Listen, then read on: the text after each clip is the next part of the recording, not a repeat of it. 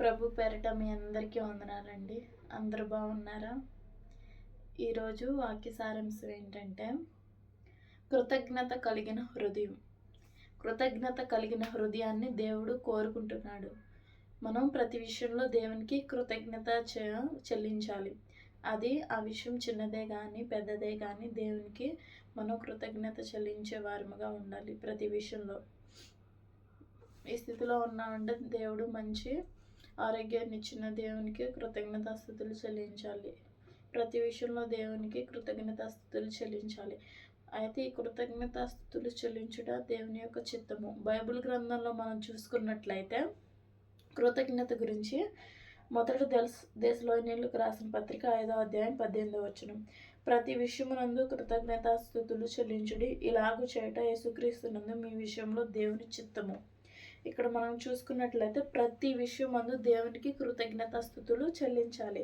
ఇలాగ చేయట మన విషయంలో దేవుని యొక్క చిత్తమని ఇక్కడ వాక్యం సెలవిస్తూ ఉంది. ప్రతి విషయం అది చిన్నదే కానీ పెద్దదే కానీ ప్రతి విషయంలో దేవునికి మనం కృతజ్ఞతాస్తుతులు చెల్లించాలి. అది దేవుని యొక్క చిత్తము. అలాగే కృతజ్ఞత అనేది మన యొక్క ఆత్మను స్వస్థపరుస్తుంది. చూసుకున్నట్లయితే కీర్తన గ్రంథము 103వ కీర్తన 2వ వచనం. నా ప్రాణమా యెహోవాను సన్నుతించుము, ఆయన చేసిన ఉపకారములలో దేనిని మరువకుము. ఇక్కడ దావీదు గారు రాసిన కీర్తన, నా ప్రాణమా యెహోవాను సన్నుతించుము, ఆయన చేసిన ఉపకారంలో దేనిని మరువద్దని ఇక్కడ చెప్తూ ఉన్నారు. దేవుడు మనకు చేసిన మేలులను బట్టి ఆయనకి మనం కృతజ్ఞతాస్తుతులు చెల్లించాలి. కృతజ్ఞతాస్తుతులు చెల్లించడం తప్ప ఇంకేమైనా దేవునికి ఇవ్వగలమా మనము? ఏమిచ్చినా ఆయనకి సరితూగుతుందా? లేదు కదండి.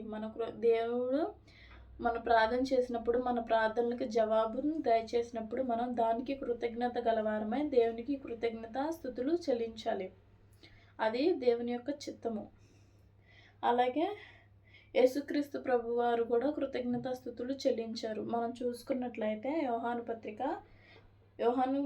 సువార్త 6వ అధ్యాయం 11వ వచనం. యేసు ఆ రొట్టెను పట్టుకొని కృతజ్ఞతాస్తుతులు చెల్లించి కూర్చున్న వారికి వడ్డించెను. అలాగూ చేపలు వారికి ఇష్టమైనంత మట్టుకు వడ్డించెను.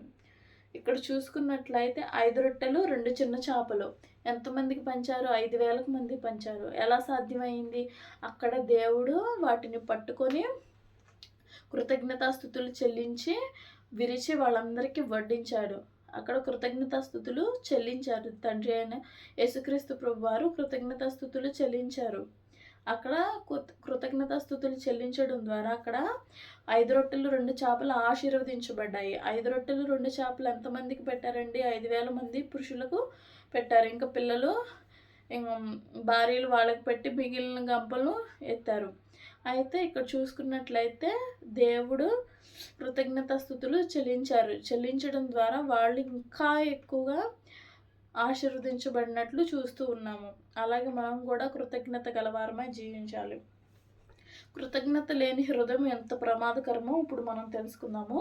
రోమపత్రిక 1వ అధ్యాయం 21వ వచనం. మరియు వారు దేవుని నెరిగి ఆయనను దేవునిగా మహిమపరచలేదు, కృతజ్ఞతాస్తుతులు చెల్లింపలేదు కానీ తమ వాదములు యందు వ్యర్థులైరి. ఇక్కడ చూసుకున్నట్లయితే దేవుని ఎరిగి ఆయనను మహింపరచలేదు. దేవుడు ఎవరో తెలుసుకున్నా కానీ దేవుణ్ణి మహింపరచలేదు.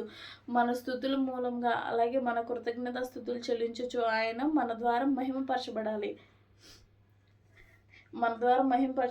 కానీ వాళ్ళు ఏం చేశారు? దేవునికి ఎరిగి కూడా దేవుణ్ణి తెలుసుకొని కూడా వాళ్ళు దేవుణ్ణి మహిమపరచలేదు, కృతజ్ఞతాస్తుతులు చెల్లించలేదు. కానీ తమ వాదముల యందు వ్యర్థులైరి. ఇక్కడ దేవుడు ఎవరైతే కృతజ్ఞత లేని వారిని గురించి వాళ్ళు వ్యర్థులని దేవుడు ఇక్కడ మాట్లాడుతూ ఉన్నాడు. ఎవరైతే కృతజ్ఞత లేని వారు ఉంటారో వాళ్ళు వ్యర్థులు. అలాంటి వ్యర్థుల స్థానంలో మనం ఉండకూడదు. దేవునికి కృతజ్ఞతాస్తుతులు చెల్లించే వారముగా ఉండాలి. అయితే కృతజ్ఞత చెల్లించుచూనే ఆయన సన్నిధికి రమ్మని ఇక్కడ సెలవిస్తూ ఉన్నాడు దేవుడు. కీర్తనల గ్రంథము 100వ అధ్యాయము 4వ వచనం. కృతజ్ఞతార్పణలు చెల్లించుచు ఆయన గుమ్మంలో ప్రవేశించుడి, కీర్తనలు పాడుచు ఆయన ఆవరణంలో ప్రవేశించుడి, ఆయనను స్తుతించుడి, ఆయన నామమును గణపరచుడి.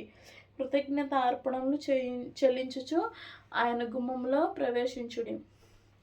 మనం చేసిన ఇప్పుడు ఒక వారంలో దేవుడు ఎన్నో మేలులు చేస్తూ ఉంటాడు. వాటిని బట్టి మనం ఆరాధనకి వెళ్ళేటప్పుడు దేవునికి కృతజ్ఞతాస్తుతులు చెల్లించుచు ఆయనను ఆ రోజు ఆ దినమంతా దేవుని మనం మహింపరచాలి. గత వారమంతా మనకు చేసిన మేలులను బట్టి దేవుణ్ణి మహింపరచాలి. దేవుడు అదే కోరుకుంటున్నాడు. ప్రతి విషయం ముందు కృతజ్ఞతాస్తుతులు చెల్లించుట అది దేవుని యొక్క చిత్తమని ఇక్కడ సెలవిస్తూ ఉన్నాడు.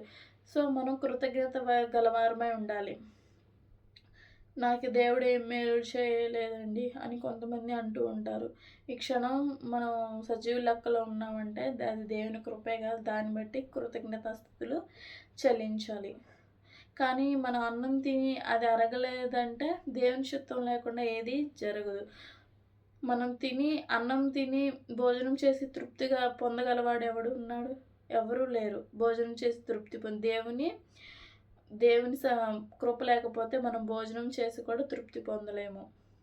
కాబట్టి ప్రతి విషయంలో దేవునికి కృతజ్ఞత చెల్లించే వారముగా ఉండాలి. అది దేవుని యొక్క చిత్తము. ఇక్కడ కృతజ్ఞత చెల్లించడం ద్వారా ఆశీర్వదింపబడతారు. యేసుక్రీస్తు ప్రభువారు కూడా ఆ రొట్టెలను చేపలను కృతజ్ఞతాస్తుతులు చెల్లించడం ద్వారా అవి ఆశీర్వదించబడ్డాయి. అనేక మందికి అవి ఆకలిని తీర్చాయి. అలాగే మీరు కూడా కృతజ్ఞత కలిగి జీవించాలని తండ్రి అయిన దేవుడు కోరుకుంటున్నాడు. ఈ చిన్న వాక్యం దేవుడు మీ హృదయంలో ఫలింపజేయునుగాక. ఆమేన్.